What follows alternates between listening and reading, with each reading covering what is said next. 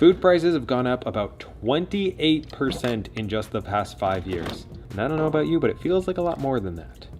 So these are some habits and hacks that I use that can help you save between 30 and 50% on your food bill. Choose your grocery store wisely. Well, I am gonna get into some nitty-gritty things that you probably haven't heard about. Generally, the most obvious things will actually make the biggest impact, and for me, that was changing grocery stores. There are stores like Aldi's, or for me, Market Basket. There's also like a restaurant supply store around that you can get things really cheap. And when I shift from going to the closest thing, or just what I am used to actually choosing a store based on price, that will probably make the biggest impact on your grocery budget. These other things will definitely help, but start off with just exploring around you. I've tried Googling like restaurant supply places or discount food places in my city, and I was able to find a couple. If not, I hit some of those other stores, which are just cheaper for everything across the board. Go generic. A lot of times generic and name brand will actually be made at the same facility. They just put like different packaging on it and stuff. A lot of times the ingredients are very close to being the same. Every once in a while, some things are actually better, but I actually did a test a couple of years ago, and a lot of things are completely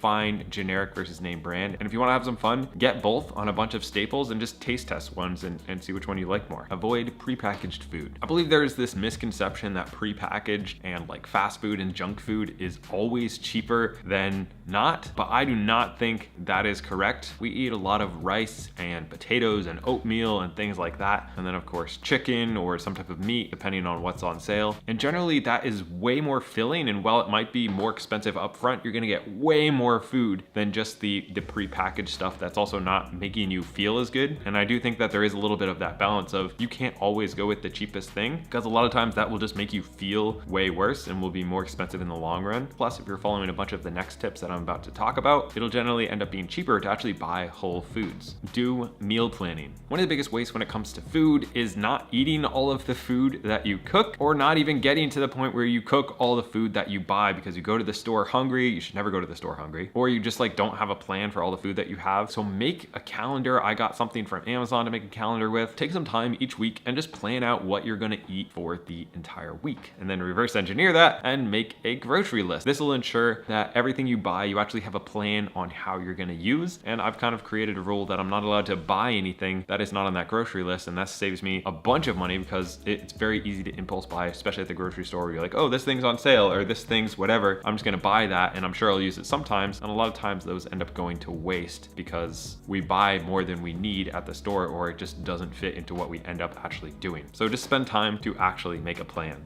Pay attention to unit prices. I always used to think that buying the biggest package of whatever I'm looking for was the cheapest thing, but I've actually found that sometimes it's not, and it's actually more expensive to buy in bulk than it would be to buy separately. So you actually have to pay attention to the unit price of stuff, because a lot of times that will actually tell you what is the cheapest or most expensive when things are different sizes. By the way, if you're enjoying this video and you're getting any type of value, it would mean a ton if you would drop a like and subscribe. Really helps the algorithm. Use a grocery app. If you struggle with impulse buying and the other stuff I mentioned doesn't work for you, you can try actually having food delivered. Well, this might be like $5 to $10 depending on how far away you are and what apps you use, and you know, different grocery stores are different. If you can save an hour of your life, the gas money going to and from, and then plus not impulse buy a couple of things, sometimes it's even cheaper to have food delivered to your house than it is to actually go out and buy that stuff. Maybe it is for you, maybe it isn't for you. This is something that we do occasionally. So maybe just think about, is it worth your time and money to go to the store, or is it actually cheaper to stay home? Stock up on sale items. I think this is more of an obvious one, but there's a lot of times things go on sale. When you know things are a good deal, just buy extra and keep them around for later. If you do this with even just a few staples, it can really add up. Go to California Burrito. I'm 99% sure that you do not have one of these near you, but I wanted to use this as an example. There's this burrito place nearby that's called California Burrito that's actually relatively cheap. And so like once a week, we will go and we'll get about 4 meals there. And this generally costs $51 for me and my wife and my daughter and my son to all have dinner or lunch and dinner at this place. So while it's definitely more expensive than just like making the same food at home, compared to like us going out to a restaurant and having to sit down and having, you know, tip and getting way less food, it's actually cheaper than all of us having one meal at a sit down restaurant that's less food. We get about double the food for, you know, half the price. So if there is a restaurant like that nearby, try making that your go-to so that you can still go out to dinner occasionally, but it doesn't have to break the bank. Shop the bottom shelf. They've actually spent millions of dollars to understand the psychology and neuroscience of users, meaning eye tracking, brain scanning, and other forms of evaluation. For instance, the bottom shelves are targeting younger kids. You know, like that's eye level for children. The middle and top shelf cereal boxes have characters' eyes facing downwards so that they actually look at children. And the top or middle shelves are where the expensive stuff is, because that's typically where adults are looking, you know, as long as it's not a kid's product. And the bottom shelf is typically for kids with lower cost items. This is just something to be aware of, that generally right at eye level is gonna be the most expensive products. And if you look lower, you might get those off-brand or just cheaper alternatives, or just the unit price will be, you know, cheaper if it's not directly at eye level. It's kind of a weird one, but it can actually save money if you just like stop looking directly in front of you. Try the 6-1 rule. I actually learned this from TikTok. This rule covers 6 categories of food. You're gonna get 6 veggies, 5 fruits, 4 proteins, 3 starches, 2 sources of spreads, and of course, 1 fun thing for yourself. This is kind of similar to a strategy that I use, which is simply shopping the outside of the store, the perimeter of the store, where the actual whole foods are that are not in packages, they're not processed. This generally leads to me not only feeling a lot better because I'm eating healthier, real whole foods, but also ends up being a lot cheaper. Cook from scratch. I've tried meal planning kits, and while some of them are good, you're definitely paying more in order to have, you know, things already prepared for you. And I've done the math and it was very scary. And so just in general, if you are doing those, just know that you're paying a premium for that food, and it's way more efficient to just make your own food from scratch. Use leftovers creatively. One of my favorite things to do is actually take whatever leftovers we have, whether it be burgers or rice or stew, and kind of put them all together and turn them into something else. As an example, we had rice and we had like stew meat left over from like different meals, and I put those together in a pan with a couple eggs from our chickens out back and then some soy sauce, and I turned it into